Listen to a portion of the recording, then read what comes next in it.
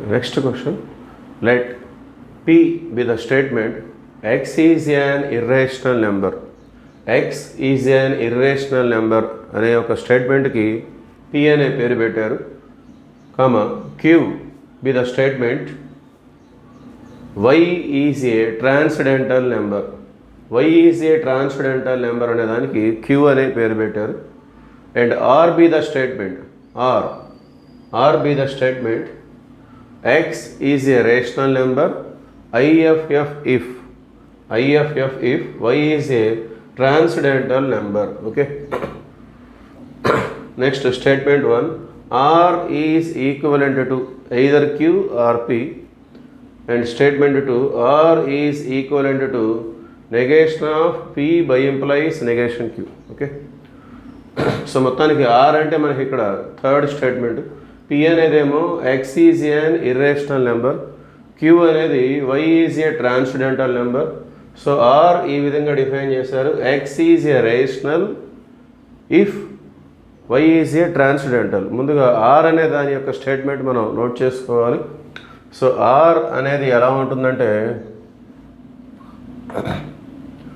So మనకి స్టార్టింగ్లో P అనేది ఎక్స్ ఈజ్ యాన్ ఇర్రేషనల్ అని ఇచ్చారు, ఇక్కడ ఎక్స్ ఈజ్ ఏ రేషనల్, ఇక్కడేమో ఎక్స్ ఈజ్ యాన్ ఇర్రేషనల్ అని ఉంటే పి, ఇక్కడ X is a rational. So ఇర్రేషనల్కి ఆపోజిట్ ఇది. ఓకే, అందువల్ల పీకి ఆపోజిట్ తీసుకోవాలి. సో పీకి ఆపోజిట్ అంటే negation P. Okay, so X is an irrational అయితేనేమో పి, ఇక్కడ రేషనల్ అని ఇచ్చారు కాబట్టి పీకి ఆపోజిట్ అంటే నెగేషన్ పి.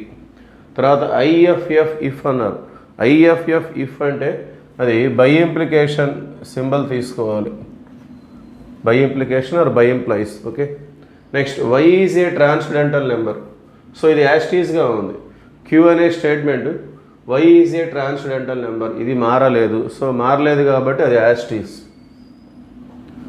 సో ఫైనల్గా ఆర్ అనే దాన్ని మనం ఈ విధంగా సింబాలిక్గా రిప్రజెంట్ చేయొచ్చు పీక్యూలతోటి.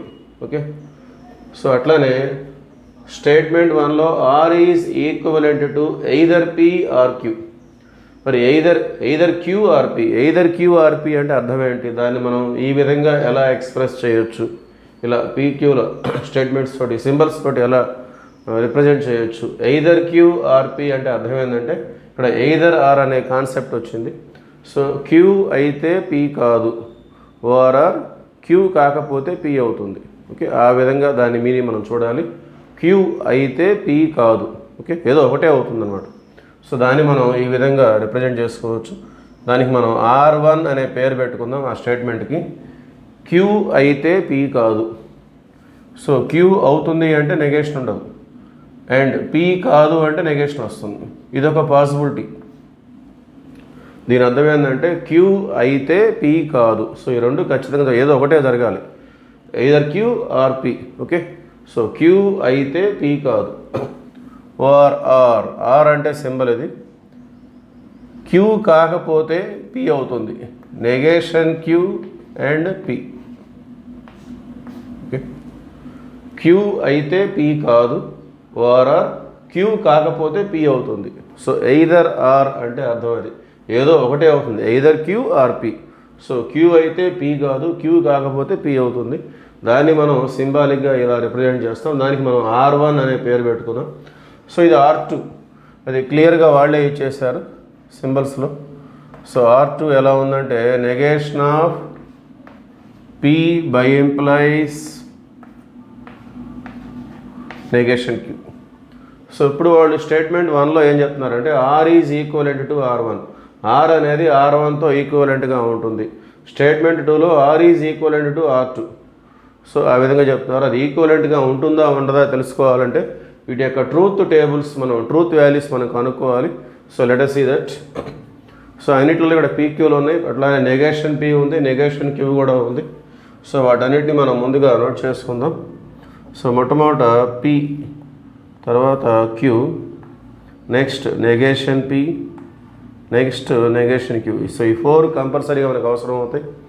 సో పి అంటే టిఎఫ్, క్యూ అంటే టిఎఫ్, ఓకే, రెండు స్టేట్మెంట్స్ ఉన్నప్పుడు ట్రూత్ వాల్యూస్ ఈ విధంగా తీసుకుంటాం. సో నెగేషన్ పి అంటే పికి ఆపోజిట్, టీటీఎఫ్ఎఫ్ అంటే ఎఫ్ఎఫ్టిటి, ఎఫ్ఎఫ్టిటి. సో నెగేషన్ క్యూ అంటే క్యూకి ఆపోజిట్, టీఎఫ్టిఎఫ్ అంటే ఎఫ్టిఎఫ్టి, ఎఫ్టిఎఫ్టి. ఓకే, సో ఇప్పుడు ఆర్ అనే స్టేట్మెంట్ యొక్క ఫైనల్ ట్రూత్ టేబుల్ ఎలా ఉంటుందో మనం చూద్దాం. సో నెగేషన్ పీకి క్యూకి బై ఇంప్లైస్ తీసుకోవాలి. సో నెగేషన్ పి ఇది, క్యూ ఇది. సో ఈ రెండింటికి బై ఇంప్లైస్ తీసుకోవాలంటే బై ఇంప్లైస్ ఫార్ములా ఎలా ఉంటుంది? రెండు ట్రూత్ వాల్యూస్ సేమ్ ఉంటే ట్రూ తీసుకుంటాం, డిఫరెంట్ ట్రూత్ వాల్యూస్ ఉంటే false.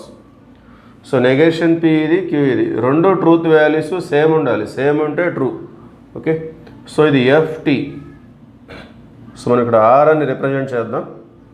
So negation P, queue ఈ రెండింటికి బై ఇంప్లైస్, రెండు సేమ్ ఉంటేనే ట్రూ పెట్టుకోవాలి. సో ఇది టీఎఫ్ అంటే డిఫరెంట్గా ఉన్నాయి కాబట్టి ఫాల్స్. ఎఫ్ఎఫ్ రెండు సేమ్ ఉన్నాయి కాబట్టి ట్రూ.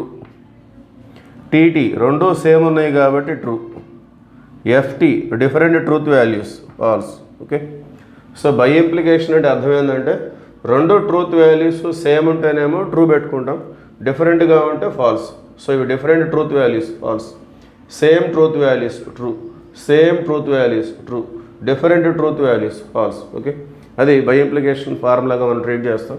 నెక్స్ట్ R1 క్యాలిక్యులేట్ చేయాలంటే ఈ ఫస్ట్ బ్రాకెట్ కావాలి, సెకండ్ బ్రాకెట్ కావాలి, ఆ రెండింటికి కలిపి మళ్ళీ ఈ ఆర్ అనే దాన్ని మనం చూడాలి. ముందుగా first bracket queue and negation P.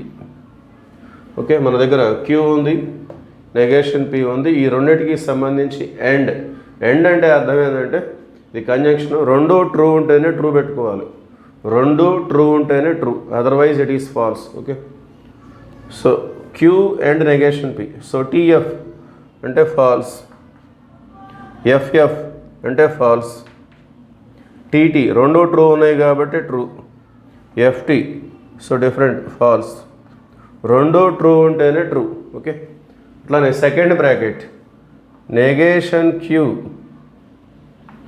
And P. So ఇక్కడ కూడా సేమ్ కాన్సెప్ట్, అయితే డిఫరెంట్ ఇవి తీసుకున్నాం మనం. నెగేషన్ క్యూ ఈసారి, అలానే పి. సో ఈ రెండింటికి కూడా ఎండ్ అంటే రెండు ట్రూ ఉంటేనే ట్రూ తీసుకుంటాం, వేరే విధంగా ఉంటే false. So negation Q and P, F T so రెండు ట్రూ లేవు కాబట్టి ఫాల్స్. టీటీ సో రెండు ట్రూ ఉన్నాయి కాబట్టి true. F F false. Next T F false. And అంటే ఇవి రెండు ట్రూ ఉంటేనే ట్రూ తీసుకుంటాం, లేదంటే ఫాల్స్ తీసుకుంటాం. ఇప్పుడు ఈ రెండింటికి కలిపి మనం దాన్ని మనం R1 అనే స్టేట్మెంట్గా తీసుకుంటున్నాం. ఓకే, మొత్తాన్ని. సో R1 అంటే అర్థం ఏంటంటే ఈ రెండింటికి కలిపి మనం డిస్జంక్షన్ అప్లై చేసుకోవాలి, ఆర్ అప్లై చేసుకోవాలి. మరి డిస్జంక్షన్ యొక్క ట్రూత్ టేబుల్ ఎలా ఉంటుందంటే రెండు ఫాల్స్ ఉంటేనే, ఈ రెండు ఫాల్స్ ఉంటేనే ఫాల్స్ పెట్టుకోవాలి, మిగతా సందర్భాల్లో ట్రూ. రెండు ఫాల్స్, ఇది ఫాల్స్ ఇది ఫాల్స్ అయి ఉన్నప్పుడు ఫాల్స్ అవుతుంది, అదర్వైజ్ ఇట్ ఈస్ ట్రూ. రెండు ఫాల్స్ అంటే ఫాల్స్. ఎఫ్టి ట్రూ, టీఎఫ్ ట్రూ, రెండు ఫాల్స్, రెండు ఫాల్స్ ఉంటేనే ఫాల్స్, లేకపోతే ట్రూ. ఓకే, సో అబ్జర్వ్ చేస్తే ఆర్ ఎలా వచ్చింది? ఎఫ్టిటిఎఫ్. R1 కూడా ఎఫ్టిటిఎఫ్. సో ఆర్ అనేది R1తో ఈక్వల్ అయింది. సో మనం R2 కూడా చూద్దాం ఎలా ఉంటుంది అనేది. సో మరి R2 క్యాలిక్యులేట్ చేయాలంటే ముందుగా బ్రాకెట్ తీసుకోవాలి. P bi implies negation Q, P bi implies negation Q. So P ఇక్కడ ఉంది, నెగేషన్ క్యూ ఇక్కడ ఉంది, ఈ రెండింటికి బై ఇంప్లైస్ అంటే అర్థం ఏంటంటే సేమ్ ట్రూత్ వాల్యూ ఉంటే ట్రూ తీసుకుంటాం, డిఫరెంట్ ట్రూత్ వాల్యూస్కి ఫాల్స్. సో పి ఇది, నెగేషన్ క్యూ ఇది. So T F different truth values, false. తర్వాత T T same truth values, true. తర్వాత F F same truth values, true. తర్వాత F T different truth values, false. So మరి R2 అంటే అర్థం ఏంటి? ఎంటైర్ బ్రాకెట్కి మళ్ళీ నెగేషన్ ఉంది, సో దాన్ని మనం R2గా రిప్రజెంట్ చేద్దాం. సో దీనికి నెగేషన్ రాయాలంటే ఎఫ్ అయితే టీ అయితే ఎఫ్. సో ఎఫ్ అంటే టీ, టీ అంటే ఎఫ్, టీ అంటే ఎఫ్, ఎఫ్ అంటే టీ. ఓకే, సో ఇప్పుడు మనం చూసినట్లయితే ఆర్ అనేది ఎఫ్ టీటీఎఫ్, R1 కూడా ఎఫ్ టీటీఎఫ్. సో ఆర్ అనేది R1తో ఈక్వల్ అయింది. R is equivalent to R1, but R is not equivalent to R2. Okay, so R2లో ఎలా ఉంది? టీఎఫ్ఎఫ్టీ, ఆర్లో F T T F. Okay, so R అనేది ఫస్ట్ స్టేట్మెంట్కి ఈక్వల్ అయింది, సెకండ్ స్టేట్మెంట్కి ఈక్వల్ కాలేదు. అంటే S1 is true, so S2 is falls.